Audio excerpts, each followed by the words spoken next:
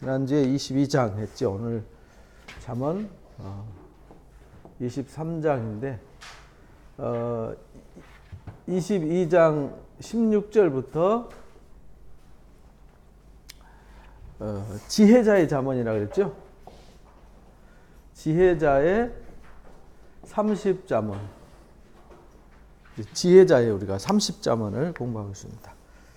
16절부터 우리가 배운 것이 여기 이제 24장 22절까지.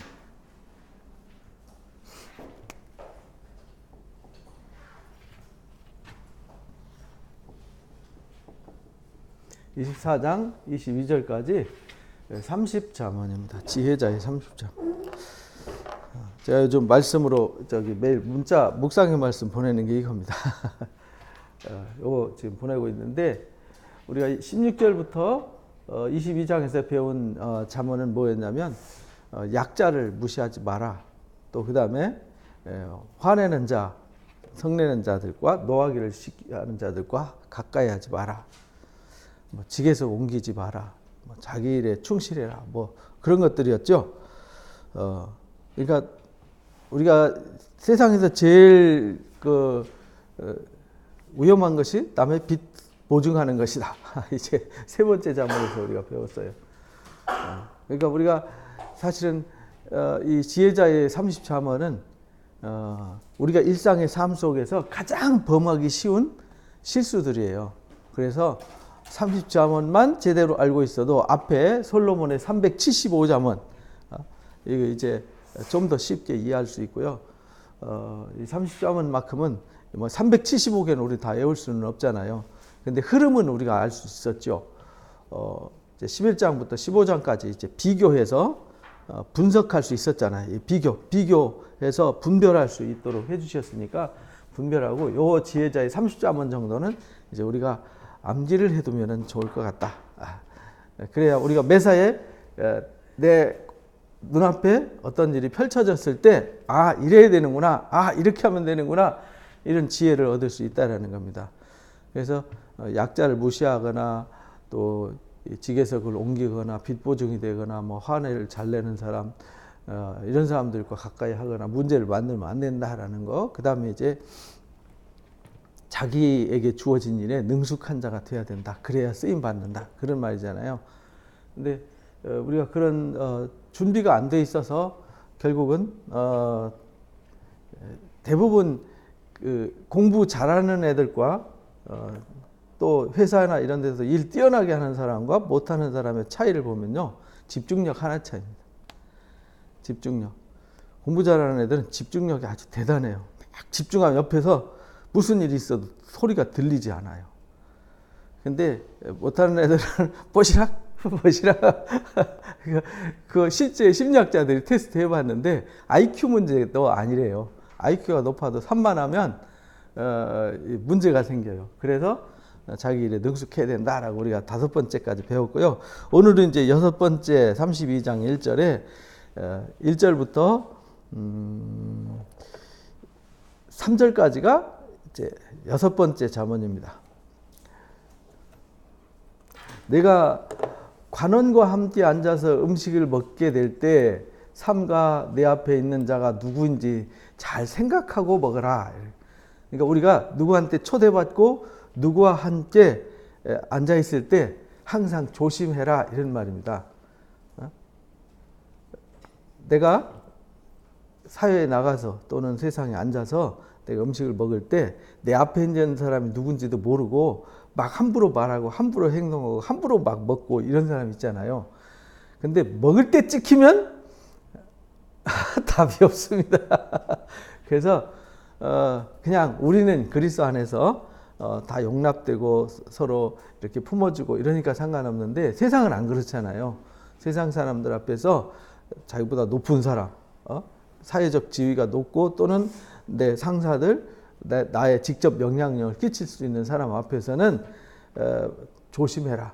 이 사람이 누군가. 왜냐하면 내가 만약 음식을 탐하는 자이거든 목에 칼을 둬라. 왜냐면 너무 막 먹는데 집중하고 막 먹는 것만 막 이렇게 하면은 얘는 먹기만 탐하고 욕심만 많겠구나, 이렇게 해서 찍힌다는 거예요. 그러니까 그런 거 조심해라. 목에 칼을 두라는 거예요. 목에 칼 두라는 얘기 뭐예요? 목에 칼로 막을 정도로 그렇게 절제해야 된다. 절제력을 아주 강조를 했어요. 그게 맛있는 음식을 탐하지 마라. 그것은 속이는 음식이 될 수 있다. 상대방을 테스트해 볼 수 있고 상대방을 알아보는 과정일 수도 있다. 누가 그런 자리를 마련하면은 가서 먹으러 가지 말고 그 사람과 친밀한 교제를 하기 위해서 가야지 먹는 데만 집중하면은 안 된다라는 것을 가르쳐 주셨어요. 이게 지혜예요. 지혜. 예를 들어서 상견례를 갔다든지 사람이 그 첫인상이라는 게 있잖아요. 첫인상. 한번 첫인상 꾸겨지면요. 다시 펴기 어렵습니다. 그래서 항상 어려운 자리에 가서는 먹기보다는 이거 안 먹어도 되잖아요. 중요한 거는 이 사람한테 초대받았다는 게 중요하고 함께 한다는 게 중요하니까 조심해야 된다. 그리스도 안에서는 이렇게 서로 친밀하니까 이렇게까지는 할 필요 없지만 그리스도 밖에서는 조심해야 된다. 이게 지혜다. 그리스도 안에서 서로 지킬 것 지켜주는 거는 좋은 거겠죠. 그러나 너무 경직되면 이제 벽이 생기니까 그리스도 안에서는 너무 그렇게까지 할 필요는 없습니다. 그 다음에 4절에 보면은 4절부터 5절에 보면은 부자가 되려고 애쓰지 말아라. 내 사사로운 지혜를 버려라. 이렇게 말합니다. 부자 되기 위해서 애쓰고 부자 되기 위해서 잔머리 굴리는 이 지혜를 버려라 이 말입니다. 부자 되기 위해서 잔머리 굴린다고 다단지에 들어가고 어디 이상한 데 투자하고 어쩌고 했다가 망하는 분들 많이 보셨죠. 그렇게 하지 말라는 겁니다. 우리의 목적은 부자가 되어 있는 게 아니라 우리 5번째 잠언에서 배웠던 대로 내게 주신 재능, 내게 주신 환경, 내게 주신 위치에서 내게 주신 역할에 하나님 앞에 혼신을 다해서 기쁨으로 섬기는 일, 이게 진짜 지혜라는 겁니다. 그렇게 하면 하나님이 밥 안 굶고 세상에서 좋게 살아갈 수 있고 사랑받을 수 있으니까 아무 걱정하지 말고 너무 남들이 돈이 많고 적고 이런 데 너무 집중하지 말라는 겁니다. 요즘 우리나라에 부자 거지들이 많다 그래요. 왜 그러냐면 아파트 여기 있잖아요. 한동에 9억, 10억씩 하잖아요. 다 거의 절반이 갭 투자예요. 갭 투자. 갭 투자가 뭔지 아시죠? 돈 없어도요. 대출 받아가지고 넣어놓고 돌려막기 하는 겁니다. 돌려막기. 나중에 그래가지고 완전히 망하잖아요. 근데 혼자 망하면 괜찮은데 거기에 이 청약을 했던 모든 사람들 다 망하게 만든단 말이에요. 임대하는 사람들. 그러니까 이게 뭐냐면 부자 되는데 너무 잔머리 굴리지 마라. 부자가 덜 돼도 괜찮으니까 정도를 걸어서 위험한 투자에 목숨 걸고 이거 하지 마라. 주변에 제가 그런 분들 많이 봤어요. 노년에 좀 편하게 살 거라고 투자했다가 다 털어먹고 이제 나이 먹어서 뭐 좀 해보려니까 할 게 없잖아요. 그래서 너무 부자 되기 위해서 위험한 일은 하지 마라 이런 말입니다. 잔머리 굴리지 마라. 왜냐하면 어찌 허무한 것에 주목하느냐. 재물은 날개가 있어서 독수리처럼 날아갈 수도 있다. 날아가면 그동안 내가 그것만 쳐다보고 가고 내 시간과 에너지와 삶을 거기에다 다 투자했는데 이거 날아가 버리면은 사람도 시간도 내게 주신 축복도 다 동시에 같이 다 날아가 버리는 거잖아요. 그거 하지 마라 이렇게 가르쳐 주셨어요. 그래서 우리 내게 주신 일에 집중하고 내게 주신 일을 최고로 잘하고 열심히 하면 된다. 그 다음에 8번째 잠언이죠. 6절에 악한 눈이 있는 자의 음식을 먹지 마라. 악한 눈이 있는 자가 누구냐면 인색한 사람을 말하는 거예요. 인색한 사람과 음식을 함께 먹지 마라. 그의 맛있는 음식을 탐하지 마라. 대저 그 마음의 생각이 어떠하면 그 위인도 그러한즉 그가 내게 먹고 마시라 할지라도 그 마음은 너와 함께하지 않는다. 특히 이제 충청도 사람들의 그 마음을 잘 읽어야 된다고 전에 한 말씀드렸죠. 이거 내가 먹고 싶어서 막 사놨는데 누가 지나가요. 그럼 충청도 사람은 이게 내 건데 요거 나 먹기도 아까워요. 나 먹기도 좀 부족한데 인심이 있어서 지나가는데 그냥 나만 먹을 수 없어요. 그래서 이거 좀 드시고 가시죠 하는데 그 말은 진짜 드시고 가라는 소리가 아니었다 이 말이죠. 근데 그래요 하고 덥석 달라내서 먹었다가는 미움받는다. 마치 그 비슷한 얘기인데 우리가 이 악한 놈, 인색한 사람 앞에서는 주의해야 된다는 겁니다. 막 너무 인색한 사람한테 그 회사에서도 그러잖아요.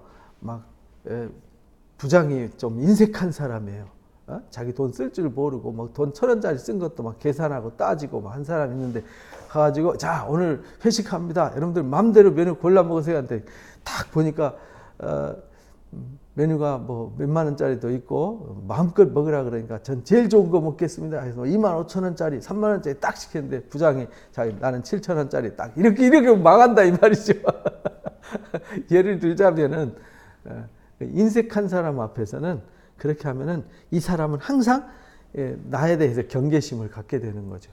그럼 나는 세상에서 그 사람들 속에서 늘 눈칫밥 먹는 사람 된다 이 말이죠. 이 사람 관계라는 것이 참 이게 오묘한 거예요.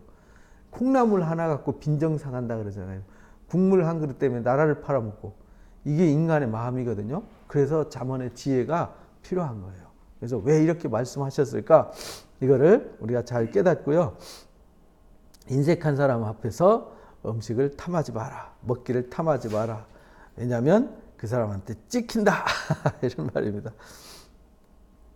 그 다음에 8절에 보면, 그래서 이제 8절에 내가 조금 먹은 것도 토하겠고 내 아름다운 말도 헛된 대로 돌아갈 거다. 결국은요, 이게 인색한 사람 앞에서, 악한 사람 앞에서 뭘 먹으면은 오히려 안 먹은 것보다 못하고 함께하지 않은 것보다 못한 상태가 될 수 있다. 바꿔서 해석을 하면 너무 인색한 사람과 이런 데 먹으러 갈 때는 얻어먹지 말고 그냥 사줘라. 인색한 사람한테는 제가 쏘겠습니다 하고 인심 쓰는 것이 최고다. 이런 말입니다. 그 다음에 9절에 보니까 이제 9번째죠. 9번째는 미련한 자의 귀에 말하지 말아라.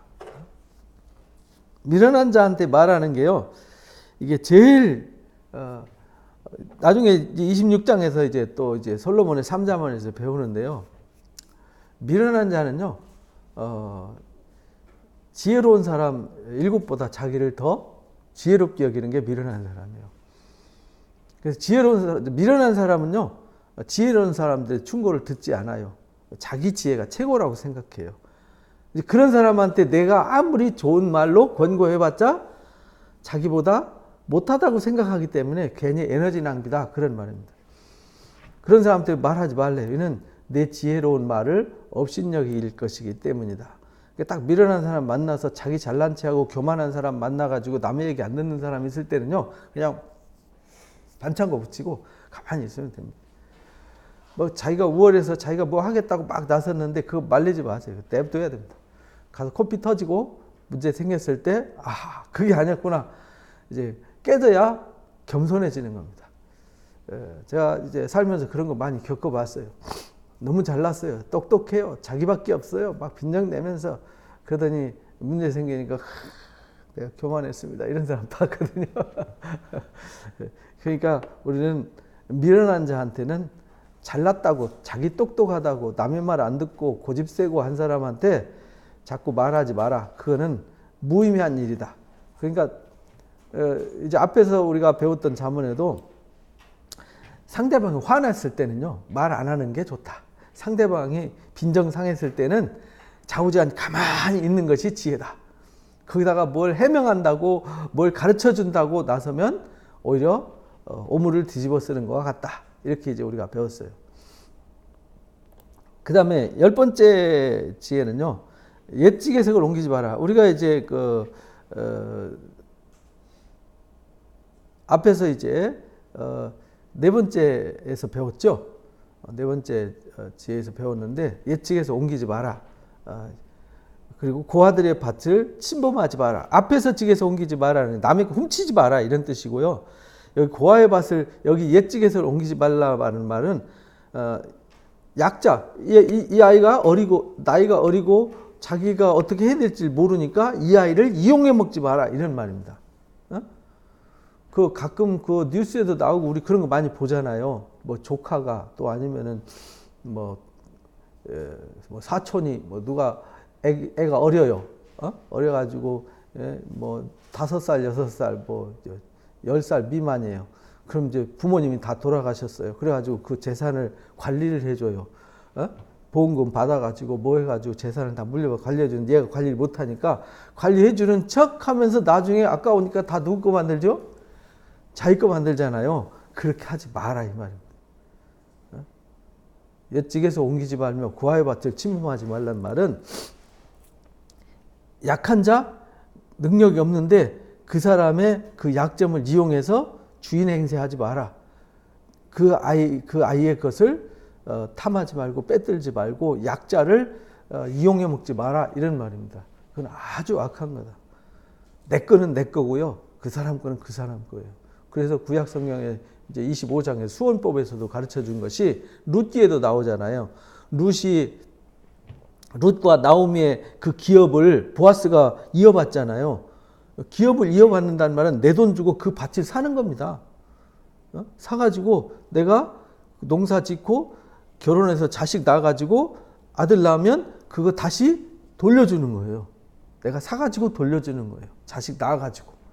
그게 기업 물려주는 기업 이어받는 풍습이었거든요. 그러니까 이 약자지만 약자가 기업 물릴 사람이 없다는 건 진짜 사회적 약자잖아요. 최고의 약점이죠. 오히려 그 사람에게 약점을 품어주고 오히려 더 해주는 것이 이게 하나님의 마음인데 반대로 이걸 이용해 먹으면 안 된다라는 것을 강력하게 권고했어요. 왜냐하면 대저 그들의 구속자는 강하시니 구속자는 하나님이시잖아요. 하나님이시니 그가 너를 대적하여 그 원한을 풀어줄 거다. 이 말은 하나님이 그렇게 악한 사람은 반드시 갚아주신다. 이런 말입니다. 여러분들 사회적으로 악한 사람들은요 반드시 자기 세대 아니면 그 다음 세대에서 꼭 갚잖아요. 하나님이 갚아주세요. 정신적으로 건강하고 정상적인 사람이 존재하지 않아요. 사기꾼 집안에서는. 사기꾼과 도둑놈 집안에서는요 훌륭한 인재가 나올 수가 없습니다. 왜냐하면 그 나쁜 정서가 그 영혼 속에 흐르기 때문에 절대 그럴 수가 없어요. 왜냐하면 하나님이 뿌린 대로 거두도록 섭리를 해두셨어요. 그 다음에 12절에 11번째 훈계에 착심하며 지식의 말씀에 귀를 기울여라 라고 가르쳐 주셨어요. 이제 요거는 이제 설명을 안 했어요. 그냥 한 절로 딸랑 해놨는데 훈계에 착심한다는 말은 하나님이 가르쳐 주시는 그 말씀에 마음을 실어라. 마음에 집중해라. 이런 말입니다. 그리고 그 말씀에 귀를 기울여야 된다. 왜냐하면 그 지식이 결국은 우리한테 유익을 주기 때문에 그래요. 그러니까 우리가 세상에 돈보다 중요한 것이 우리가 2장 3장에서 배웠잖아요. 돈보다 중요한 것이 지혜란 말이에요. 사실은 뭐 구글이니 뭐 페이스북이니 뭐 마이크로소프트니 이게 뭐 땅 파가지고 공장 만들어서 번 돈이 아니잖아요. 우리 아이디어 하나 갖고 수천조, 수백조 돈을 번 거잖아요. 이게 지혜가 중요하다는 거예요. 걔네는 다 유태인들이에요. 왜냐하면 지혜의 중요함을 알기 때문에 지혜만 있으면 돈을 안 물려줘도 땅 안 물려줘도 지혜만 있으면 먹고 산다는. 그래서 우리 뭐 속담에도 있잖아요. 배고픈 사람한테 빵 주지 말고 빵을 만들어 먹을 수 있는 재능을 가르쳐 주라고. 왜냐하면 빵 한 번 좀 먹으면 계속 평생 빵 먹여줘야 되잖아요. 그러나 빵을 만들어 먹는 방법을 가르쳐 주면 평생 먹고 살고 남까지 도와줄 수 있잖아요. 이제 그걸 말하는 겁니다. 그러니까 우리는 하나님의 말씀에 지혜를 얻으면 이 세상을 지혜롭게 살아갈 수밖에 없고 또 이 세상을 성실하게 어디서든지 어떤 상황 속에서든지 나의 역할을 포기하지 않고 사명으로 살아가기 때문에 잘 될 수밖에 없는 것이죠. 그래서 지혜의 훈계에 이제 귀를 기울이고 착심하는 것이 중요하다. 그 다음에 13절부터 이제 15절까지, 13절 14절까지 아이를 훈계해라. 아이를 아니하려 하지 마라. 말 되게 어렵게 해요. 아이를 훈계하라. 이렇게 하면 쉬운 말을. 근데 아이를 훈계하지 아니하려 하지 마라. 이란 말은 훈계를 안 하려고 하는 마음이 있기 때문에 아니하려 하지 마라. 이렇게 이제 복잡하게 설명한 거예요. 채찍으로 때려도 안 죽는데요. 내가 그를 채찍으로 때리면 그 영혼이 수월해서 구원하리라. 그래서요, 이 유대인 계통 또는 기독교의 그 전통 속에 살아온 가족들은요, 이제 서양 사람들, 우리나라는 유교 바탕이잖아요. 아이들이 잘못하면요, 엄청 팹니다. 매로 다스립니다. 근데 감정으로 다스리지 않아요. 우리 한국 사람은 한 대 때리다가 열받아가지고 막, 심하게 때리잖아요. 저 어렸을 때, 중학교 다닐 때 선생님들이 때리는 거 봤거든요. 고등학교 때도. 그 선생님들이 훈계할 때는 어떻게 해야 돼요? 네가 뭘 잘못했는지 뉘우치게 하고 깨닫게 하기 위해서 매를 때려야 되잖아요. 때리다가 열받으니까 회초리 갖고 때리다 안 되니까 주먹으로 때리다 안 되니까 이단 접착해도 안 되니까 의자 막 들고 이게 화가 나가지고 점점 막 나중에는 이거는 훈계가 아니라 사람 죽이는 거죠. 이 사람이 그런 예가 많았어요. 우리 어렸을 때 훈계하다가 열받으면은 막 그 열을 주체하지 못해가지고 오히려 훈계가 폭행이 되는, 훈계의 채찍과 폭행은 다른 겁니다. 아이들한테 이 채찍질하라는 말은 내가 지금 무슨 잘못을 했는지 이 매를 때리는 건 내가 아니라 하나님이 너를 징계하는 거다라는 걸 가르쳐주고, 내가 이거 징계받는 이유는 다시는 이것을 하지 않게 하려고 하는 거다. 내가 이 잘못을 하면 이렇게 징계와 심판이 있다는 걸 잊지 말아라. 그래서 다음에 이런 일이 있을 때는 내가 이런 일을 하면 이보다 더 큰 매와 징계가 있을 것이다. 그러니까 내 인생을 불행하게 만들지 마라 라는 것을 권고하면서 사랑으로 때려야 이게 훈계가 되는 거지, 열받아가지고 너 죽고 나 살자 해가지고 막 거품 물면서 눈 돌아가면서 폭력을 행사하면요, 내 자식이 아니라 나 자신이라도 하나님 앞에 범죄하는 겁니다. 그래서 이 말씀을 잘못 알아가지고요, 얼마 전에 그 TV에도 이게 한번 나왔어요. 몰랐는데 이렇게 그 인터넷 검색에 뜨잖아요. 검색에 떠서 한번 영상 봤는데, 또 이제 잠언 교육한다는 이 전도사가 그 청년들 갖다가 막 잘못했다고, 빼먹고 게임방 갔다고, 뭐 다른 거 했다고 막 갔다가 이제 이거는 사랑의 매 하면서 막 때려가지고 너무 폭행을 해가지고 문제가 돼버렸어. 그래가지고 뉴스에 나왔더라고요. 그러면 안 되는 거죠. 이게 그런 매를 말하는 게 아니다. 이 자녀의 매는 13살 때까지의 매를 말하는 거예요. 13살. 13살은 미성년을 말하는 거예요. 유대인들은 만 13살 되면 여자들은 12살, 남자들은 13살 되면 성인식을 하고 나머지는 부모가 훈계하지 않아요. 왜? 그동안 12살까지 훈계해서 가르쳤기 때문에 이제 내가 나가서 무슨 일을 저지르더니 그건 네 책임이야. 이렇게 되는. 부모가 간섭하지 않습니다. 도와주지도 않습니다. 우리는 뭐 20살 먹어도 사고 치면 엄마가 아빠가 가가지고 갚아주고 해결해주고 하잖아요. 유대인은 없습니다. 여기서 말하는 건 그 말이에요. 아이란 말은 미성년 때를 말하는 겁니다. 우리는 미성년이 18살까지인가요? 만 18세? 너무 나이가 높아. 이렇게 징계를 해서 악으로 빠지지 않도록 도와줘라. 우리 청소년들 보면은 그 범죄자들 엄청 많잖아. 일진들 뭐 이런 거 해가지고요. 지나가다 청소년들 함부로 건드렸다면 또 큰일 나잖아요. 그 무서운 시대에 우리가 살고 있는데 왜 그렇게 됐냐? 가정에서 이 교육이 안 이루어져서 그렇습니다. 가정에서 부모는 하나님의 대리자예요. 그래서 부모를 공경하라는 말은 누구를 공경하는 거예요? 하나님을 공경하는 것이거든요. 이제 결혼해야 될 우리 청년들이 잘 들어서 자식 교육할 때 13살까지는요 열심히 가르쳐야 돼요. 그리고 나머지는 네 알아서 해. 이렇게 책임이 본인한테 있는 거죠. 내 아들아, 만일 내 마음이 지혜로우면 그러면서 이제 15절에 13번째는요. 내 마음이 지혜로우면, 자식의 마음이 지혜로우면요. 부모의 즐거움이 돼요. 부모의 즐거움은 곧 누구의 즐거움이냐면 하나님의 즐거움이에요. 부모는 하나님의 대리자니까 만일 내 입술이 정직하면 내 속이 유쾌할 거다, 시원할 거다 이 말이죠. 그래서 우리가 자식을 잘 키워서 자식이 부모의 즐거움이 되고 하나님의 즐거움이 돼야죠. 그래서 에베소서는 우리가 하나님의 영광이요 기쁨이 돼야 된다 이걸 가르치잖아요. 하나님이 수고하는 이유가 나한테 열매로 맺혀지는 게 영광이잖아요. 지난주 우리 하나님 영광을 위하여라는 말씀을 주일날 말씀 드렸는데 그 말씀이 그 말씀이잖아요. 하나님이 나한테 일하셨어요. 그래가지고 일한 결과를 하나님 앞에 열매로 다시 올려드리는 것, 하나님의 수고가 하나님께로 다시 열매로 돌아가는 것, 이걸 영광을 돌린다 이렇게 말해요. 내가 무슨 업적을 이루어갖고 영광 돌린다, 그거는 잘못된 표현이다 배웠죠. 그거는 감사해야 되는 거지 영광 돌리는 거하고는 다르다. 그 다음에 17절에 보니까 14번째 자문이죠. 내 마음으로 죄인의 형통을 부러워하지 마라. 항상 하나님을 경외하라. 우리가요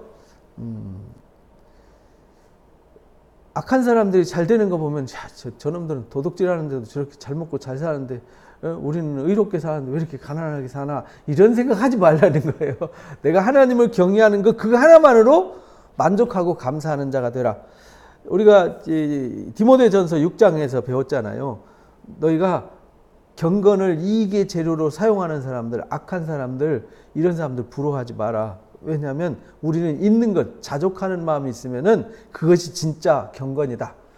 많은 사람들이 부하게 되려고 노력하다가 돈을 사랑하다가 결국은 악에 빠졌다. 그래서 돈을 사랑함이 일만하게 뿌리가 되는 것이다 라고 이제 6장 10절에서 우리가 배웠습니다. 그래야 우리가 하나님을 경외하고요, 악인의 형통 이런 거 부러워하지 말고 내가 하나님을 사랑하고 하나님을 경외하고 내가 그리스도 안에 있음을 자랑해야 돼. 왜? 그리스도가 내 안에 있고 내가 그리스도 안에 있으면 나는 만물을 소유한 사람이잖아요. 근데 우리는 그 권세를 가볍게 여기잖아요. 그래서 우리가 예수님의 이름으로 내가 살아가고 예수님의 이름으로 뭘 하는 건요, 이게 하늘의 권세라니까요. 그래서 여러분들이 기도할 때도 예수님의 이름으로 기도하잖아요. 근데 예수님의 이름으로 기도하는 걸 주저하지 마세요. 어디가 아프면 손 얹고 예수님의 이름으로 기도하시고, 어디 문제 있으면 예수님의 이름으로 기도하시고, 이러면요 내가 다 시행하리라, 이루어주리라 예수님이 직접 약속하셨어요. 그렇게 되면은 정녕 내 장래가 있을 거다, 내 소망이 끊어지지 않을 거다. 하나님께 소망을 두고 하나님을 경외하고 세상을 부러워하고 세상에 눈길 두지 말고 하나님을 바라보고 살아가면 장래가 있을 것이고 이제 소망이 끊어지지 않을 거다. 그러니까 우리가 수고한 것이, 바라던 것이 헛것이 되지 않을 거다, 이런 말이죠. 그 다음에 19절에 보니까 15번째, 내 아들아 너는 듣고 지혜를 얻어서 내 마음을 바른 길로 인도해라. 내가 나를 인도하는 거예요. 그 말은 내 마음을 내가 끌고 가는 겁니다. 내가 내 마음을 악한 데로 끌고 갈 수 있어요. 탐욕으로. 그죠? 음란한 쪽으로 끌고 갈 수 있고요. 불의한 쪽으로 끌고 갈 수 있어요. 내 마음은 내가 인도하는 거예요. 내 마음은 인도자가 난데 나를 잘 인도해야 돼요. 근데 나는 지혜가 없어요. 그래서 주님을 주인으로 영접하는 거죠. 그죠? 그래서 주님의 인도하심을 따라가고 성령의 인도하심을 따르는 것이 우리 삶이 되어야 된다. 이것이 오늘 이제 15번째 가르쳐준 가르침입니다. 그래서 바른 길로 인도하지 않으면요, 이 엉뚱한데 술에 빠지고요, 먹는데 탐욕에 탐식이죠. 탐식. 술 좋아하고 먹기 좋아하고 놀기 좋아하고, 그렇잖아요. 세상에 술 좋아하고 먹기 좋아하고 놀기 좋아하는 사람, 부자 되는 사람은 없어요. 그렇죠?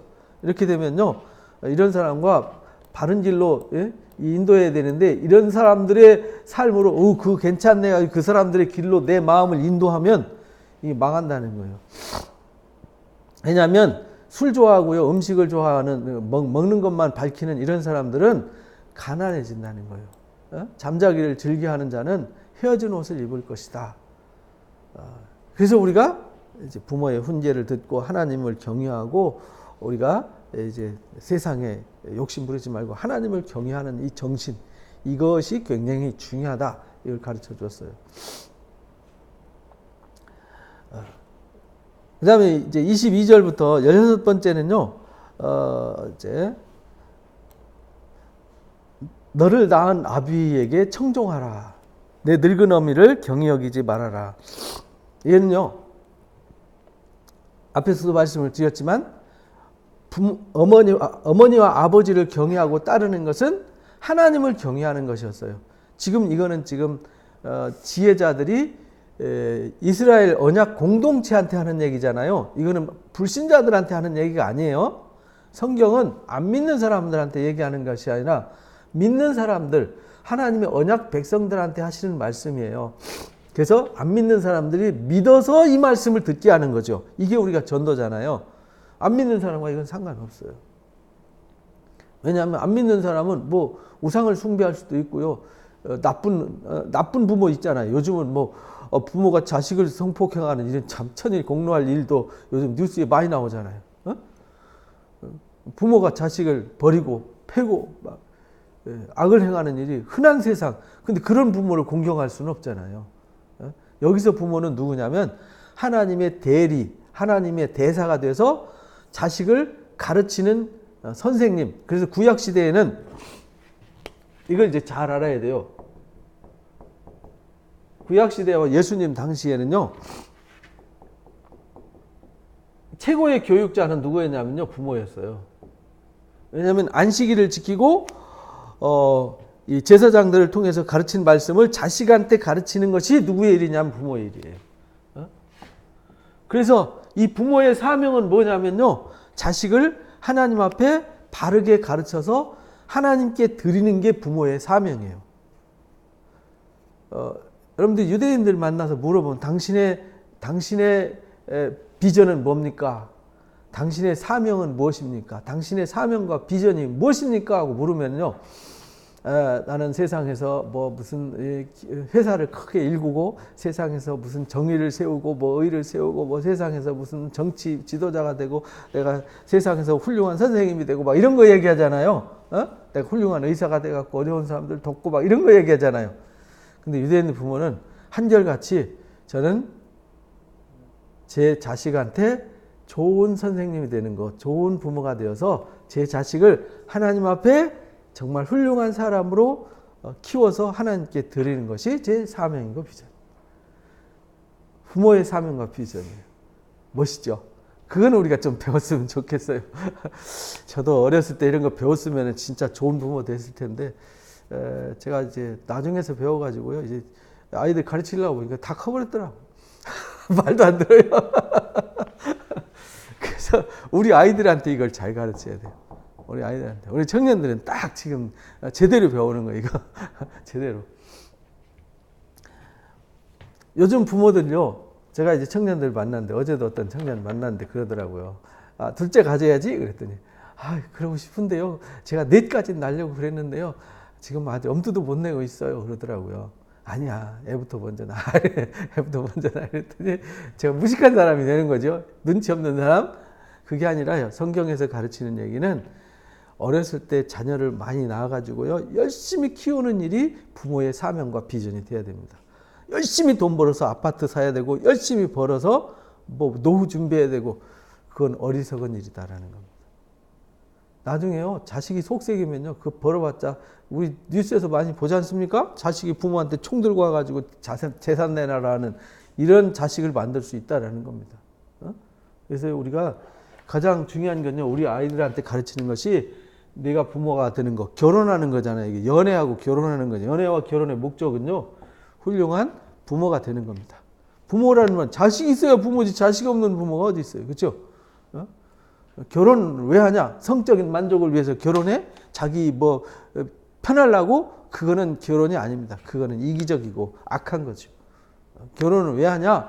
훌륭한 부모가 되기 위해서 결혼하는 것입니다. 그리고 자녀들을 좀 돈이 없어도 가난해도요, 바르게 가르치는 거. 요즘 청문회에서도 시끄럽고 세상 시끄럽게 하는 게 자식 교육 문제잖아요. 우리 한국 교육 제도의 문제잖아요. 그렇죠?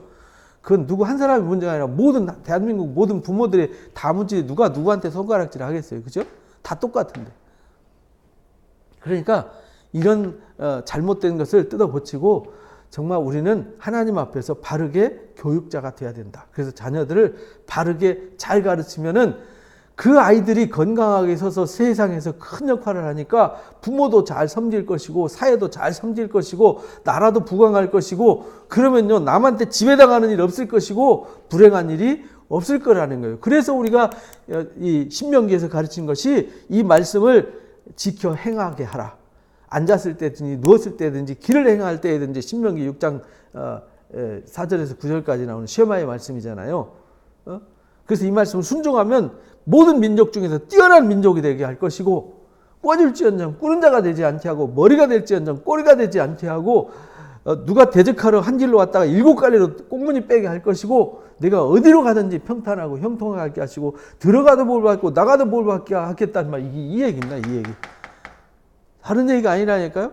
여기서부터 출발하는 거예요. 그래서 가정, 부부와 자녀 교육 이것이 교회와 국가의 뿌리예요. 근데 이게 뿌리가 우리는 상한 거죠. 그죠? 뿌리가 문제가 생기니까 온 나라가 혼란스러운 거죠.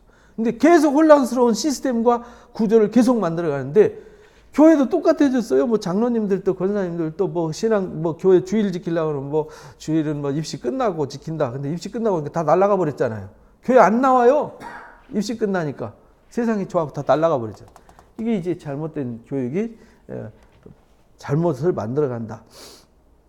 그래서 진리를 사야지 팔지 말아라. 그러니까요, 이 말은 부모를 청종하고요, 경히 여기지 않고 그 말씀을 가슴에 새겨서 하나님의 말씀의 명령을 가슴에 새겨서 손목에 매며 이마에 붙이고 이렇게 이제 그리고 바깥문에 문 쪽에 말씀 붙여놔 놓고 들어가며 나가며 말씀으로 살고 일하면서 말씀으로 살고 사람들과 대하면서 말씀으로 살고 항상 말씀을 가르쳐 지키게 하라.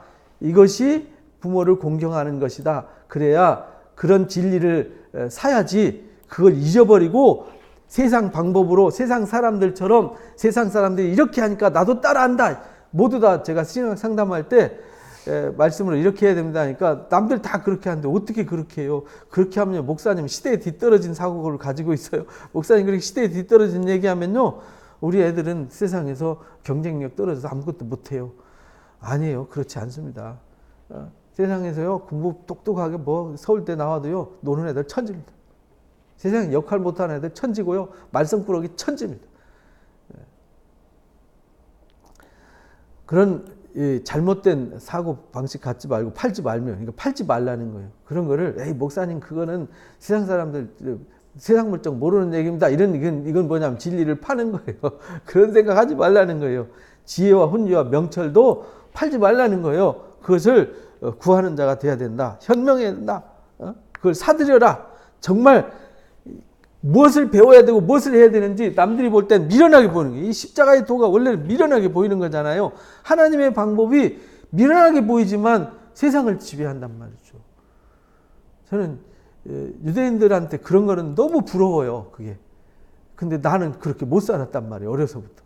왜냐하면 나는 유교 전통의 부모 밑에서 자랐잖아요. 가난한 부모 밑에서 정말 유교의 사고방식으로 살아왔기 때문에 그래서 이제 내가 이거는 우리 청년들한테 우리 아이들한테 가르치지 말아야 되겠다 했는데 벌써 우리 아이들이 다 커버렸어요. 그래서 지금이라도 제가 이제 말씀으로 늘 한마디 하지만 마음 상하지 않도록 이렇게 정말 대화할 때요 마음 상하면요 자녀들 또 마음을 닫아버립니다. 그래서 진리를 사도록 가르치는 것이 중요하다. 의인의 아비는 그래서 크게 즐거울 거다. 이렇게 진리를 사가지고요 훈계와 지혜와 명철을 잘 사서 그걸 가치 있게 여기고 잘 가르침 받은 자식은요 부모를 즐겁게 해요. 그 말은 하나님을 즐겁게 해요. 하나님께 다시 영광을 올려드리는 거죠. 하나님의 수고의 열매를 하나님 앞에 돌려드리는 것이죠. 그래서 자식은 이제 시편 127편이 그렇잖아요. 전통의 화살과 같다. 자식은 부모의 영광이고 면류관이 되는 거거든요. 근데 그냥 면류관이 되는 게 아니에요. 잘 가르쳐서 잘 세웠을 때에 말입니다. 지혜로운 자식을 낳는 자는 그로 말미암아 즐거움을 얻을 것이다. 여기 자식을 낳는다 그러니까 지혜로운 자식은 뱃속에서 만들어서 지혜로운 자식 쏙 이렇게 나오는 게 아니다 이 말이에요. 낳는다는 말은 잘 가르쳐서 만든다는 뜻이에요. 응아하고 태어나서부터 13살까지는 정말 혼신을 다해서 이 자식을 가르치는 일에 최선을 다해야 돼요. 그리고 13살 넘어가면 부모는 자유가 되는 거예요. 그래서요, 유대인들은요, 성인식을 할 때 엄청난 화려한 결혼식과 함께 이제 인생의 가장 큰 축제가 뭐냐면요, 성년이 되는 축제예요. 내가 이제 토라의 사람이 되었다 이 말이죠. 내가 이제 성경을 읽고 내가 성경을 책임지고 지키고 복을 받을 권리와 의무를 가진 사람이 되었다. 부모 없이도 하나님 앞에 독립된 너 자신이 되었다. 이거를 선포하는 날이잖아요. 근데 준비가 안 된 사람한테는 저주지만 준비된 사람한테는 축복이 되는 거잖아요. 그래서 이걸 이제 강조를 한 겁니다.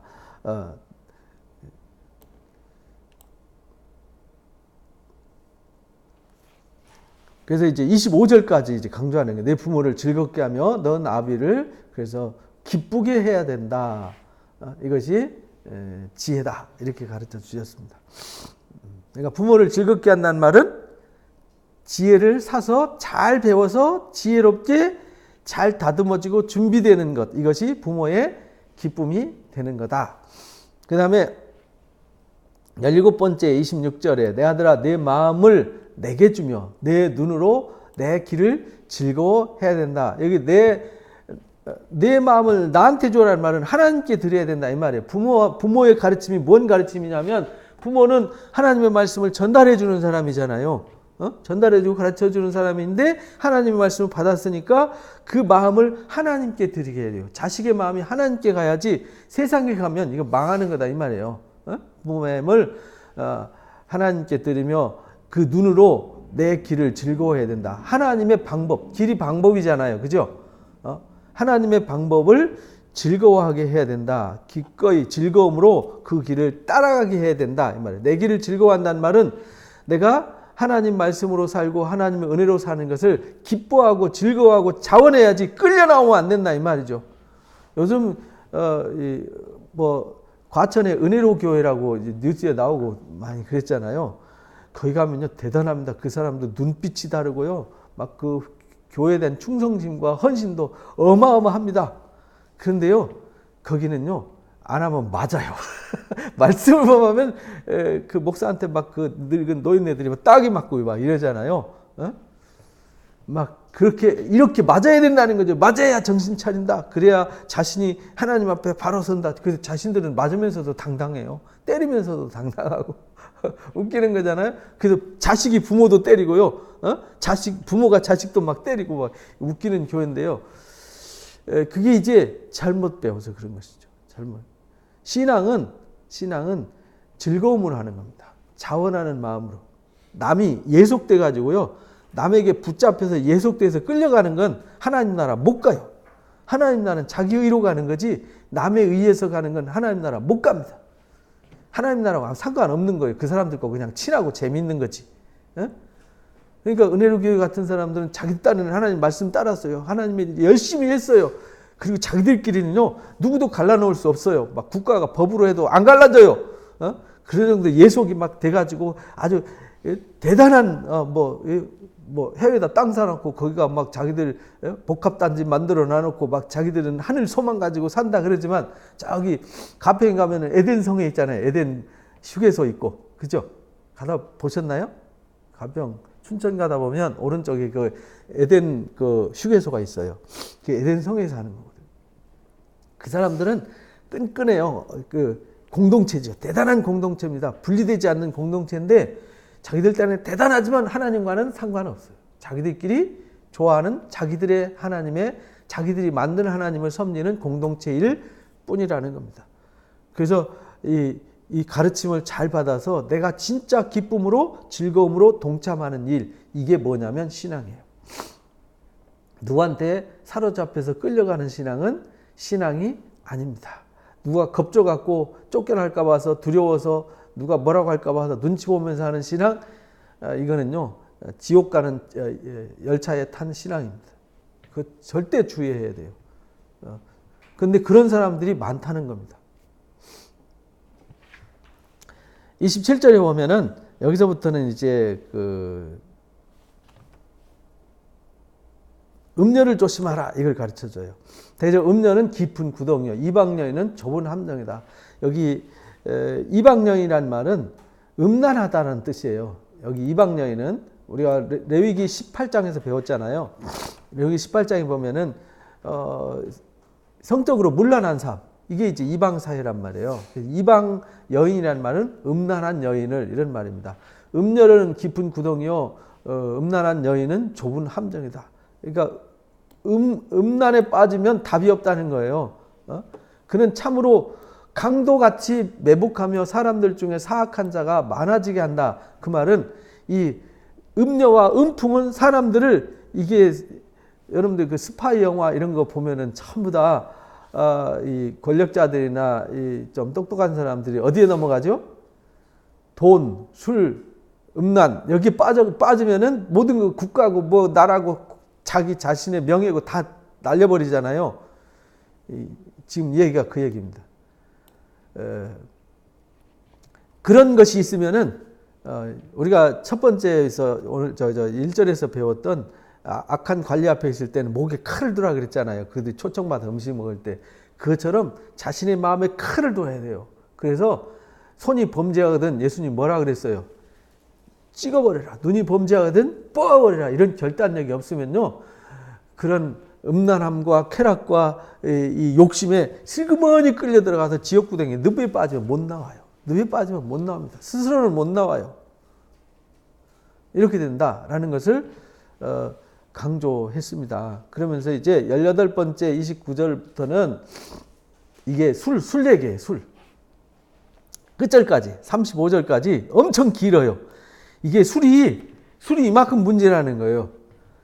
여러분들 이 경찰서 가서 사건 사고 조사해 보세요. 다 원인이 뭐예요? 다 술이에요.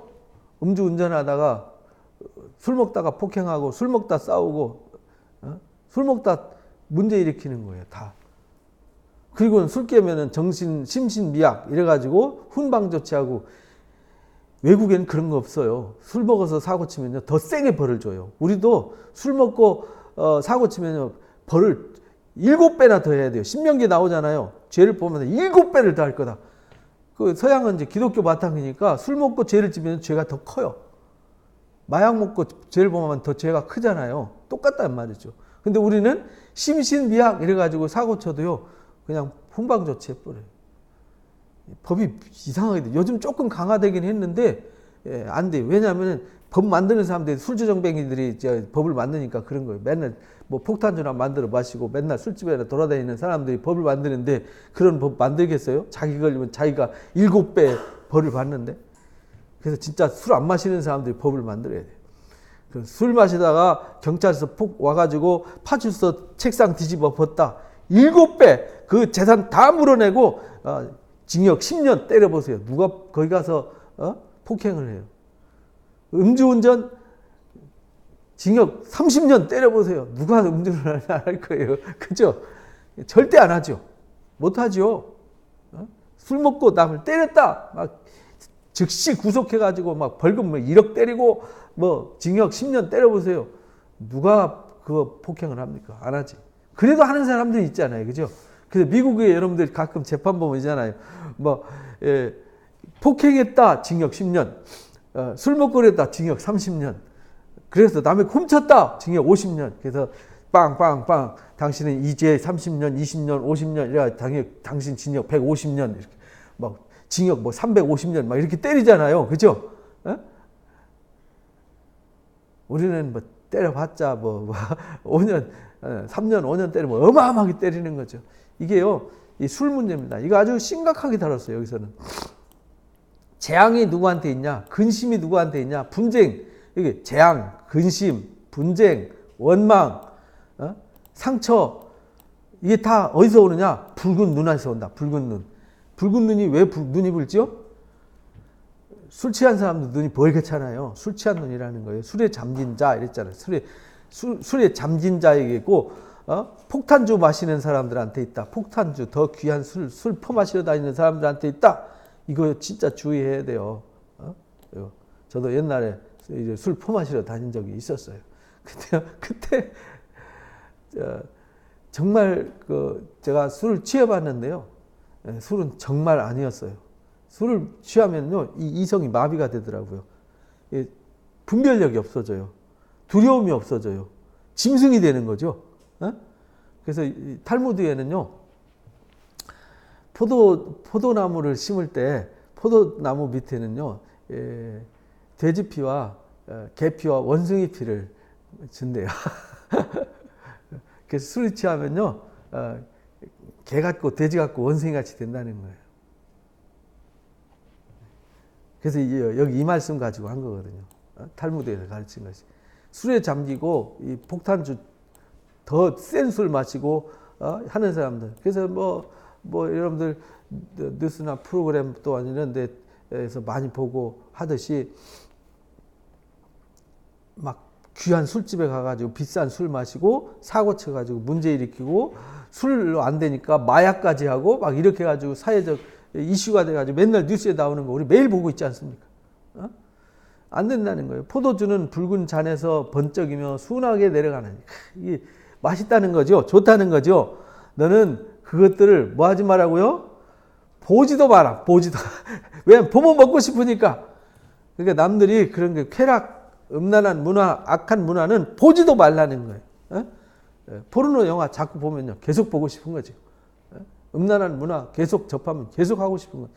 이거 재앙이라는 거죠. 이거 저주라는 거죠. 저주. 그것이 마침내 뱀같이 물 것이요 독사같이 쏠 것이. 결국은 술에 취해가지고 돌이킬 수 없는 자기 인생의 불행이 오지 않습니까? 사건 사고 뒤져보세요. 진짜 통계청에 가면 그런 자료 다 있거든요. 그저 단순히 술 몇 잔 때문에요, 행복해야 될 자기 인생이 영원히 망가져버려요. 영원히 돌이킬 수 없이. 그 사람만 망가지면 되는데 가족들까지 다 망가져버리잖아요. 주변 사람들까지 다 망가져버려요. 부산 어떤 사람 이름까지 해서 법을 만들잖아요. 음주운전 해가지고 멀쩡한 사람, 죄 없는 사람 죽어가지고, 그죠? 윤 아무개 이름으로 해가지고 법도 만들었잖아요. 음주운전 강화시키자 이래가지고. 그러니까요, 이게 술 한 잔에 이렇게 불행한. 그런데 술 마실 때 그 술 마시는 사람들이 괜찮아, 그런 거 뭐 다 소용없는 거야 이러고 술 마시고 괜찮아 하고 음주를 하고 그러다가 사고 내고 자기 인생 망가뜨리고, 괜찮다고 자기들끼리 한 잔 하고 가라고, 한 잔 해도 괜찮다고 막 이래갖고, 왜 우리는 왜 괜찮다고 막 권유해갖고 억지로 마시게 해가지고 문제를 만드는지 모르겠어요. 이제 그래서 그런 사람을 친구로 생기지 말라고 앞에서 우리가 배웠잖아요. 그런 사람 절대 친구로 두지 마라. 그러니까 아이들한테 그걸 교육시키라는 거죠. 어려서부터 절대 술 친구 두지 마라. 술 좋아하는 사람하고 놀지 마라. 술자리에 계속 가지 마라. 안 먹는다고 얘기해라. 저도요, 어느 자리에 가서 술을 권유받으면요, 저는 목사입니다. 절대 술 안 먹습니다. 저보고 술 권하지 마세요. 아주 큰 소리로 얘기해요. 거기 기독교인들 다 있어도 어떤 공동체에 가도요, 저는 술 안 먹습니다. 왜? 저는 목사입니다. 목사가 술을 마시면 됩니까? 이렇게 큰 소리 쳐요. 그래서 저는 그런 사람들 앞에서 절대 마시지 않게 하고요. 예전에 이제 어떤 모임에 갔더니 기독교인들이 술을 마시길래 제가 아주 큰 소리로 기도하고 큰 소리로 얘기를 했어요. 기도 끝나니까 술병이 다 사라졌더라고요. 그러면 안 되는 거예요. 그거. 이거 가르치면 안 돼요. 또 내 눈에는 기이한 것이 보일까. 술 취하면요, 기이한 것이 보인다는 거예요. 기이한. 이게 제가 초등학교 때요, 큰어머니 댁에 갔는데 막걸리 있잖아요. 막걸리, 밀주. 근데 거기다 당원, 사카린을 타서 주는데 너무 맛있더라고요. 달달하게. 그래서 계속 마셨는데 이게 술이 취해가지고요, 갑자기 막 땅이 저한테 올라오더라고요. 막 옆에 막 나무가 저한테 막 오고, 그래서 이상하다고 막 돌멩이가 나한테 날라오고 막 땅바닥에 올라갔다 내고 땅이 막 울렁 막 쑥 들어갔다 내려갔다 이래가지고요. 하면서 웃으면서 그래가지고 애들이 저를 막 갖고 장난치고 놀리고 막 이랬던 기억이 있어요. 그리고 제가 그것 때문에 취해가지고 이틀 동안 죽었다 살았어요. 그 다음부터 제가 술을 안 좋아했어요.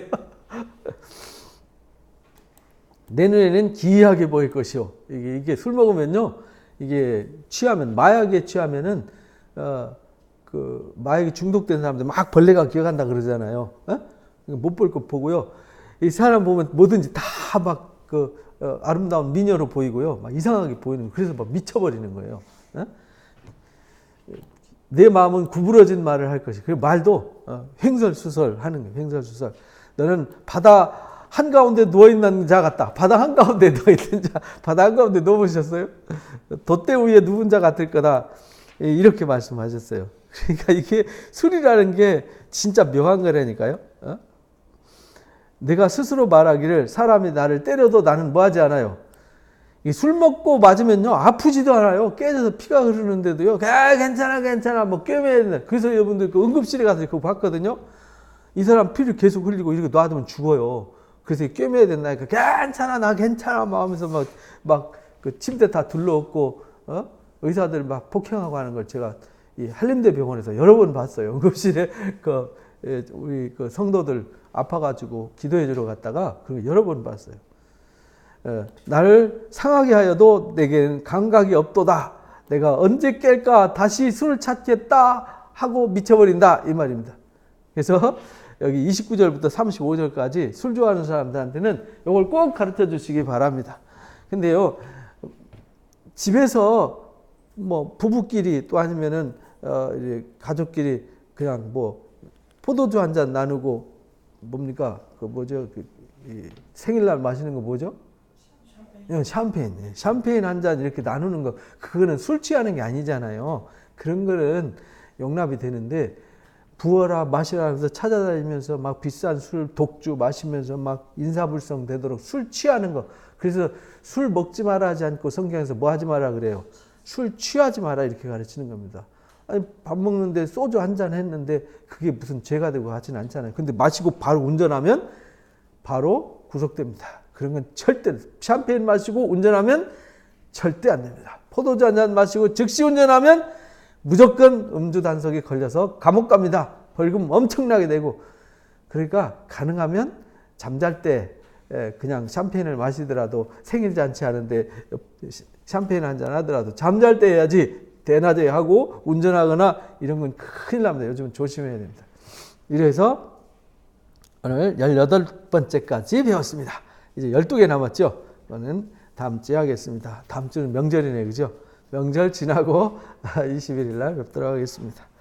기도하고 마칩니다. 고맙습니다. 하나님 아버지, 우리에게 지혜를 가르쳐 주시니 감사합니다. 우리가 하나님의 말씀의 지혜로 잘 가르침 받아야 되겠습니다. 어려서부터 뇌세포 하나, 뼈 세포 하나에까지도 하나님의 말씀이 새겨지고 또 새겨져서 삶 자체가 하나님의 말씀의 지혜로 사는 삶이 되게 해 주옵소서. 세상에는 거짓말이 너무 많고 속이는 거짓된 꾀가 너무나도 많습니다. 우리가 그래서 너무 쉽게 악에 빠지고 너무나도 쉽게 늪에 빠지는 사례를 우리 주변에서 매일매일 보고 있습니다. 하나님 아버지, 우리가 잠언의 지혜를 우리에게 허락하신 이유가 있습니다. 이 세상을 지혜롭게 살아가야만 됩니다. 우리 주님도 세상에서 살아갈 때 뱀같이 지혜롭고 비둘기같이 순결하라 라고 가르쳐 주셨습니다. 하나님 아버지, 우리가 말씀의 지혜로 무장해서 어떻게 행해야 될지, 사람들 앞에 섰을 때, 대할 때 또 무엇을 배우고 무엇을 행해야 되고 무엇을 뿌리 뽑아버리고 버려야 할지 우리가 분별력이 있어서 항상 하나님의 지혜로 지혜롭게 살아서 우리 자신을 하나님 앞에 기쁨으로 드리고 영광으로 드리는 은혜자들이 되게 해 주옵소서. 감사하며 예수님의 이름으로 기도합나이다. 아멘. 수고하셨습니다. 고맙습니다.